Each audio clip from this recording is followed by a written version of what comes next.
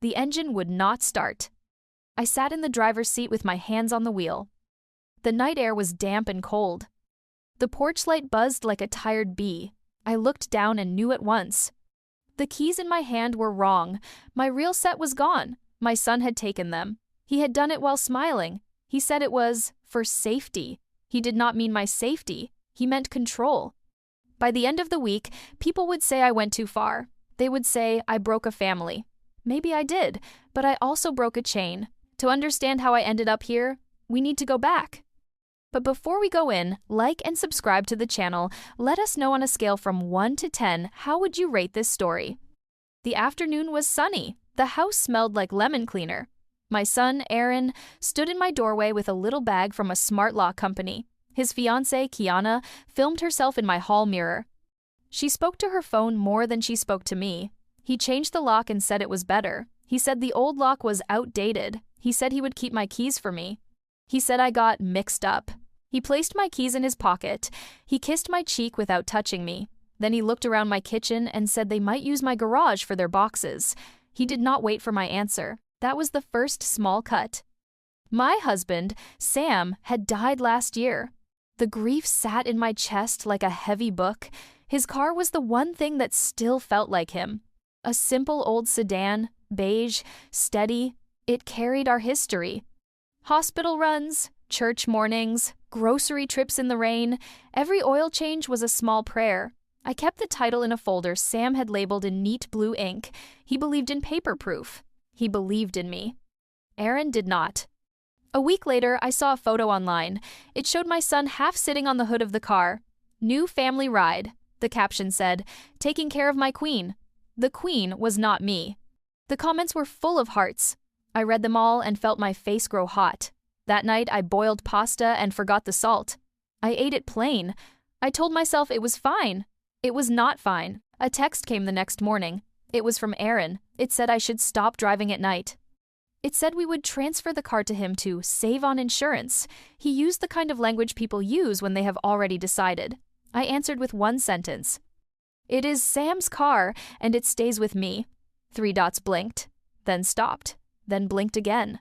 The reply came, be reasonable. I wanted to cry. Instead, I cleaned the counter until my arm hurt. Then I called someone I had not called in a long time. My ex-daughter-in-law, Mia. She had left my son 2 years ago. People told me to hate her. I did not. I had seen the truth in small things. A bruise she hid with a sweater, a bill she paid alone, a quiet way of leaving a room when voices got sharp. She had chosen to save herself and her little boy, Jaden. I respected that choice in secret. She answered on the first ring. Her voice was careful. I asked for a favor that sounded strange. I asked if she still had a toddler car seat. I asked if she could bring it over tomorrow. I asked if she could bring a cashier's check with her. She was silent for a long breath. Then she said yes. I did not sleep well. The house made little sounds.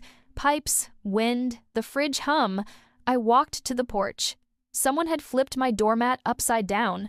The bristles scratched my foot through my sock. I set it right and stood there, listening. A dark car rolled past. It slowed. It kept going. I decided to lock every window. Not from fear, from focus. The next day, Mia came at noon. Jaden slept in his stroller. He looked like peace. We sat at the table. I slid the title across the wood. I told her the car was paid off. I told her the keys were gone, but the proof was not. I told her I wanted to sell the car to her for $1 and the promise that she would take care of it. I told her the cashier's check would be for a fair amount, but I would never cash it. She looked at me like she was measuring a bridge. She asked why. I told her the truth in simple words. Because he cannot bully you like he bullies me, and because you need safe wheels for your son. Her eyes got wet, then dry. She nodded once. Okay, she said. We set a time for the notary. We set a time for the DMV. We set a time for the tow. That afternoon, my phone lit up again. It was Kiana. She said she needed my car for a photo shoot on Saturday. She said a tire brand wanted content. She said it would be rude if I said no. I wrote back, I have plans for the car. She replied with a crying emoji and a heart, control wrapped in glitter. Saturday came bright and loud. The tow truck idled outside, diesel in the air. The driver wore a beanie and a bored face. He asked if I was sure. I said I was sure. Mia arrived with the blue car seat and the check. Kiana arrived with a ring light and her smile like a blade. She started filming. "Hey besties," she sang to her phone. "Today, we're doing a thing with Mom." I told her to stop. She did not stop. The truck pulled the sedan up by its front wheels. My heart pinched.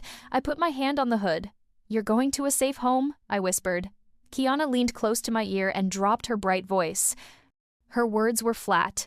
"Don't do this. Aaron will make you pay." I opened my hand and placed my wedding ring in her palm. "He already did," I said. I walked to the truck. That was my first symbolic step. I had taken off the past. We went to the notary. Stamps hit paper with heavy sounds. We went to the DMV, numbers on a screen, seats hard as bones. A black sedan idled at the far end of the lot. It looked familiar. It looked like trouble taking notes. Mr. Trong, the clerk, was calm. He processed the sale. "Congratulations," he said to Mia. "You are the owner." My hands shook, not from fear, from release. Aaron arrived as we stepped outside. He did not look at me. He looked at the tow truck. He looked at the papers. He raised his voice so other people would hear. He said I was confused. He said I was being taken advantage of. He said it like a headline. I held up the new registration. It had Mia's name on it. "It is done," I said, plain and clear. He said I would regret it. I answered, "Maybe, but I will not forget again." That night, the house felt empty and clean. The porch light glowed steady. Then, at 2 a.m., my phone buzzed. Mia's car alarm screamed in the dark. She lived across town. I drove over with a neighbor. A figure in a hoodie ran to that same black sedan. A door slammed. The car sped off. Mia's dashcam had a motion sensor. It caught the face. Kiana's brother, Cody. He had tried to pry the door open. He was not smart. He was bold. We called the police. The officer watched the footage twice. He was calm and firm. He asked if Mia wanted to press charges. She said yes. He nodded and wrote things down. They picked Cody up at his mother's house. Kiana filmed herself crying on the curb and posted, "Pray for us. I prayed for better choices." The next morning was Sunday. Church smelled like old wood and coffee. I sat in my usual pew. Pastor talked about forgiveness. He did not talk about enabling. After the service, people gathered around me. They said they heard I was not well. They said Aaron was worried. I felt something hot climb my throat. I told them the simple story. He took my car keys. I sold the car. The end. A few faces changed. A few did not. That is how truth works. It is enough. It is never enough. The real blow came a week later. An invitation. The engagement party. A Lakeview place with white chairs and a drone. Attendance required. I went in a navy dress and old flats. I tied my hair back like I was going to work. This was work. The music was loud. The candles smelled like sugar. Kiana floated in white, perfect and sharp. Aaron made a speech about healing. He said I was struggling but loved. He asked the crowd to hold space. He looked at me like I should clap. I did not clap. I took the mic. My hands did not shake. My voice was low. I kept my words to the bones. My husband died. His car was all I had left. My son took my keys. I sold the car to a young mother who needed it. That is the story. I held up a copy of the new title. It filled the screen. Someone gasped. Kiana took a step, then stopped. The drone hummed over my head, hungry for an angle. I showed the dashcam still of Cody breaking in. I showed the police case number. No speeches, no drama, just dates. Times. Proof. The crowd shifted like water that had found a slope. Aaron looked at the floor. Kiana's mouth tightened to a line. The DJ turned the music down to nothing. A woman from the HOA made a face and left. Another woman whispered, "Good for you." A man took out his phone and put it back. I felt a small mercy move through the room. It was not joy. It was relief. Then the chandelier cracked. The drone clipped it and a rain of tiny crystals fell around Aaron's shoes. People flinched. He jumped back. He tried to recover his smile. It would not come. The next days were quiet in the way a field is quiet after a storm. The HOA sent me a stiff email about misunderstandings. Kiana lost a sponsorship and announced a healing era. Cody agreed to community service. I asked that he stack plates at the church thrift, the delicate ones. He learned to be careful. Aaron came to my porch. He stood there with his hands empty. He looked young in a way that made me hurt. He said he was sorry. I believed him only a little. He asked if he could visit. I said yes, with rules. He would knock. He would keep his own keys. He would leave the lock alone. He nodded like a student. I put my house up for sale, not as revenge. As a closing, I found a small place near Mia so I could help with Jaden. People said I was taking sides. I was taking mine.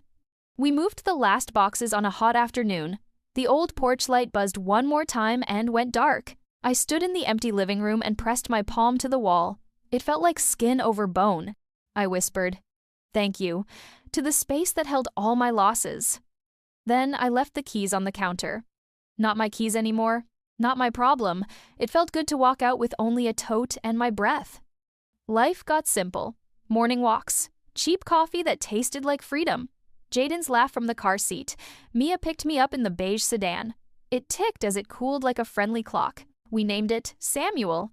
That made us both smile. You will want the twists. Here they are, plain and clear. First twist, the keys were gone, but the title was mine. Paper beats plastic smiles. Second twist, I did not sell the car to a stranger. I sold it to the one woman my son could not control anymore. Third twist, the helpful fiancé had a brother who crossed a line on camera.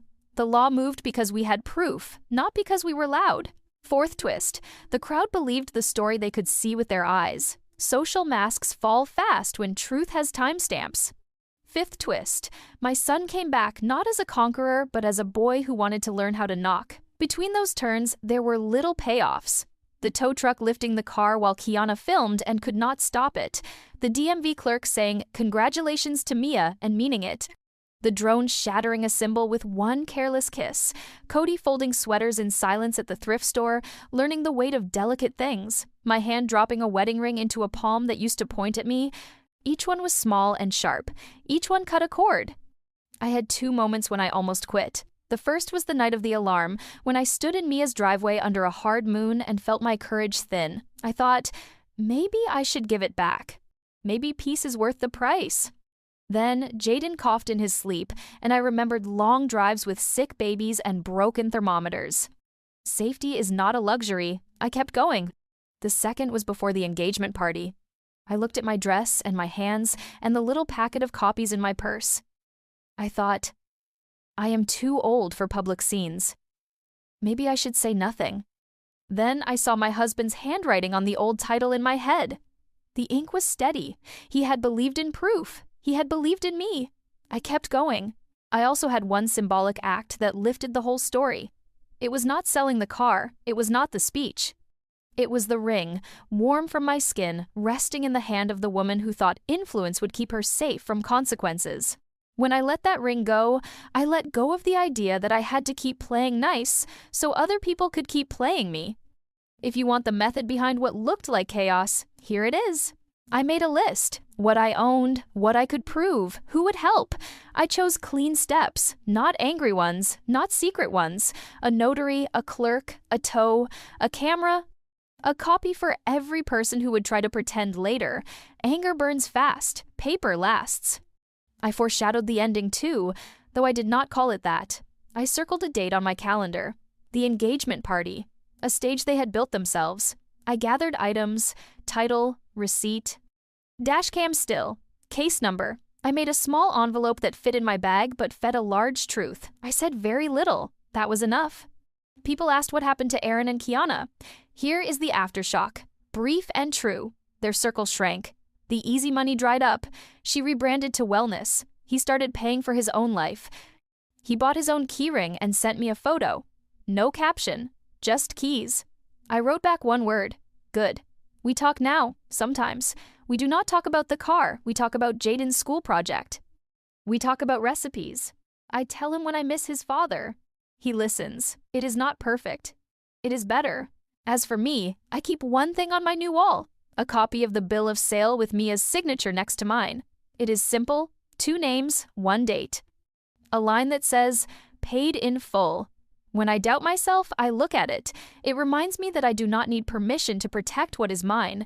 It reminds me that love should not ask you to disappear. Sometimes, before dinner, I stand on the sidewalk and watch the beige sedan glide toward me. I hear the soft rattle in the dash that only I notice. I see Mia's hand tap the wheel in time with the radio. Jaden waves from the back.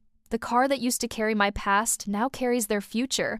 It does not make me sad. It makes me steady. People still tell this story wrong.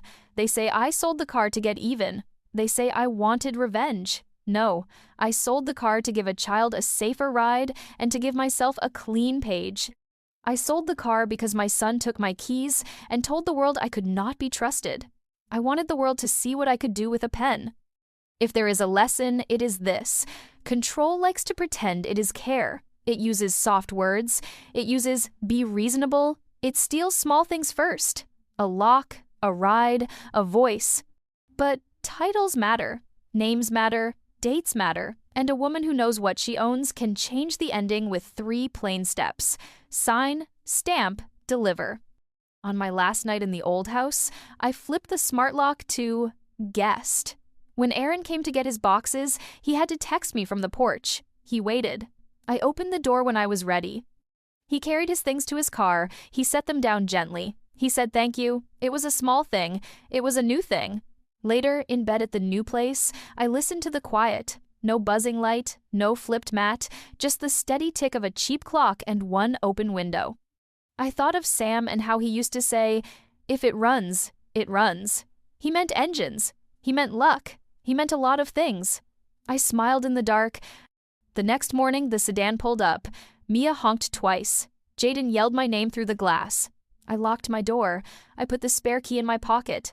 It felt right there, heavy and true. I walked down the steps and opened the back door. The car smelled faintly of crayons and fries. I clicked my seatbelt. Mia checked her mirror and merged onto the road. We moved together, easy and sure, toward a day that asked nothing I could not give. That is how it ended. Not with screaming, not with sirens, with paper and a plan, and a door that now opens when I say so. My son took my car keys, so I sold the car to his ex-wife. Then I kept the best part for myself, the right to decide where I go next.